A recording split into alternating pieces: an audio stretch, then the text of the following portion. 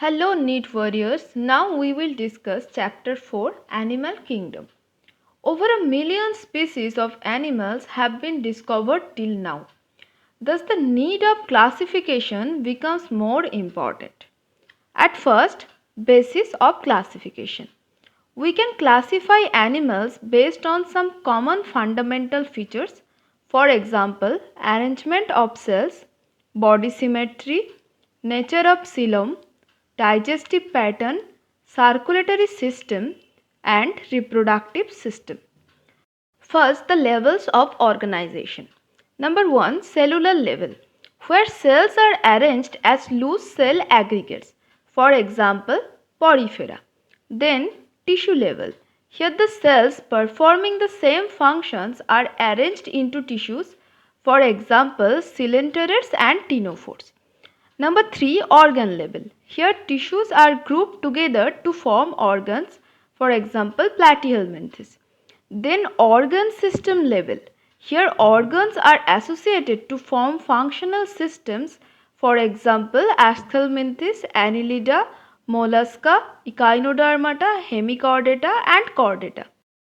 Next is the body plan. Number 1, cell aggregate body plan, for example porifera. Then blind sac body plan, where digestive tube has only one opening that serves as both mouth and anus. This is an incomplete digest system. For example, coelenterates and platyhelminthes. Number 3 is tube within a tube body plan, where outer tube is formed by body wall and inner tube is formed by digestive tract. Here digestive tract has a two opening mouth and anus. Here digestive system is complete. For example, Aschelminthes, Annelida, arthropods, mollusks, echinoderms and chordates. Then number 3 is circulatory system. Number 1 is open type, where blood is pumped out of the heart and the cells and tissues are directly bathed in it. For example, Arthropoda, Mollusca and Hemichordata. Then number 2 is closed type, where blood is circulated through a series of vessels and heart. For example, Annelida and Chordata. We can classify animal kingdom on the basis of germ layers.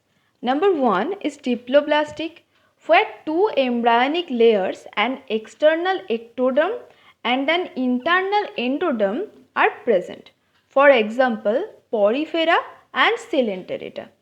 An undifferentiated layer, mesoglia, is present in between the ectoderm and the endoderm. Number 2 is triploblastic.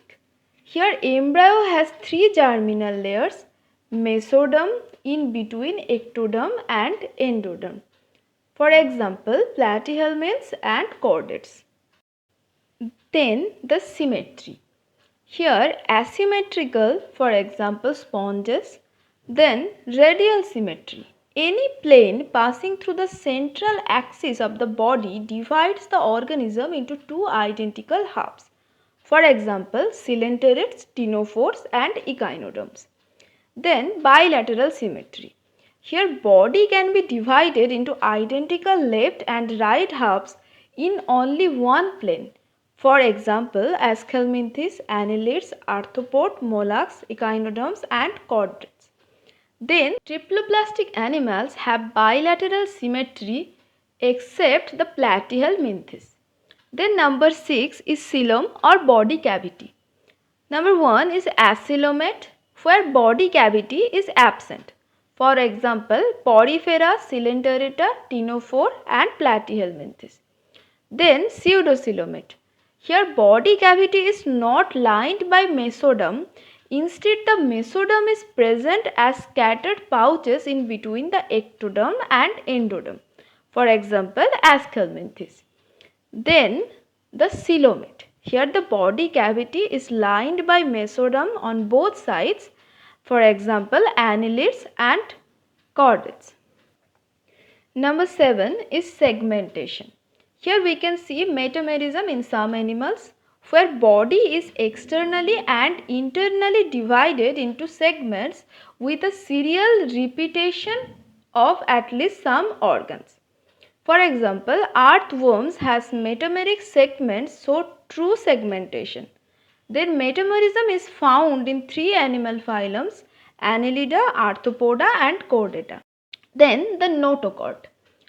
Mesodermally derived rod-like structure formed on the dorsal side during embryonic development in some animals. Animals with notochord are chordate and without notochord are non-chordates. For example, Porifera to echinoderms. Number 9 is fertilization. Here, the internal fertilization is present in Chordata, Arthropoda, Mollusca, Annelida and Platyhelminthes. Then external fertilization is present in Coelenterata, Ctenophora, Hemichordata, Echinodermata, and both external and internal fertilization is present in Annelida and Mollusca. Number 10 is development. The indirect development is when larval stage morphologically distinct from the adult. Larva then metamorphosed into adult. For example, amphibians, some echinoderms, arthropod, mollusca and hemichordata. Then direct development, where the young ones resemble the adult without undergoing metamorphosis, and the both indirect and direct development is present in Nematoda, Echinodermata and Arthropoda. Then the classification based on the sex determination. Number 1 is dioecious. Here the plant or invertebrate animals have the male or female reproductive organs in separate individuals.